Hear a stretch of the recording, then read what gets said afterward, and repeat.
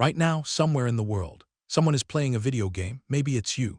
But here's the thing nobody tells you: the first video game ever made ran on a machine built to design nuclear weapons. Let that sit for a second. Most people think video games started in the 1970s. Pong, Atari, that little white square bouncing between two paddles, that's the myth. The real story starts in 1958, inside a government laboratory on Long Island that most people weren't allowed to enter. The lab was called Brookhaven National Laboratory, and the man at the center of this story was not a game designer. His name was William Higginbotham. During World War II, he worked on the Manhattan Project, the program that built the first atomic bomb. He helped design the circuits that actually detonated it. After the war, he spent years pushing for nuclear arms control. This was a serious man, doing serious work. And in 1958, he was just tired of boring visitors. Every year, Brookhaven opened its doors to the public. People would walk through, look at machines they didn't understand, and leave. Higginbotham watched them shuffle past and decided he wanted to do something different. He had 2 weeks, a small analog computer, and an oscilloscope, basically a screen the size of a dinner plate, and he had an idea. He called it Tennis for Two. It was simple. A side-view tennis court on that tiny screen, a dot for the ball, 2 controllers, a knob to aim, a button to swing. When you hit the ball, it moved, it bounced, it responded to gravity. For 1958, that was incredible. People lined up out the door to play it. Visitors who had walked past every other exhibit without interest stood at that screen and refused to leave. Higginbotham had created something nobody had a name for yet. But here's the part that gets me. When the exhibition ended, he took it apart, didn't patent it, didn't write about it, just moved on. In an interview years later, he said it wasn't a very good game, and that the real work was always the physics. He had no idea what he'd actually done. Now, was Tennis for Two really the first? Honestly, it's complicated.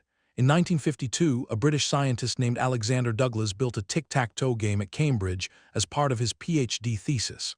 Visual, interactive. 6 years before Higginbotham. And back in 1947, a man named Thomas Goldsmith filed a patent for something he called a cathode ray tube amusement device, a missile simulator. Players aimed at targets on a screen. So who was really first? It depends on what you mean by first, and what you mean by game. What all 3 of these men had in common was that they were playing with machines that weren't built for play. Computers back then filled entire rooms. They cost millions of dollars. They were operated by trained teams. The idea of a regular person using one was barely imaginable. The idea of playing on one, completely unthinkable. And yet, someone always finds a way to play. That's just what humans do. You give us a serious tool. Eventually someone asks, but what if we made it fun? The engineers who built early computers sneaked in chess programs during off hours. The people at MIT in the 60s built a space shooting game on a $1 million research machine, just because they could. Stephen Levy called this the hacker ethic, the idea that any machine worth using is worth pushing to its limits. Playing wasn't a distraction from the work. It was the work. And Higginbotham, whether he knew it or not, proved that a computer could do something nobody expected. It could make you feel something. That moment when you press a button and something on the screen responds, something in your brain lights up. That's the thing he invented, not just a game, that feeling. And every game since then, every console, every app, every online match at 2 a.m. is just that feeling, scaled up. The machine that ran the world's first video game was built to calculate the physics of nuclear explosions. The man who made the game spent his life trying to prevent nuclear war. He built it in 2 weeks, as an afterthought, to keep visitors from getting bored. Then he took it apart and never thought about it again.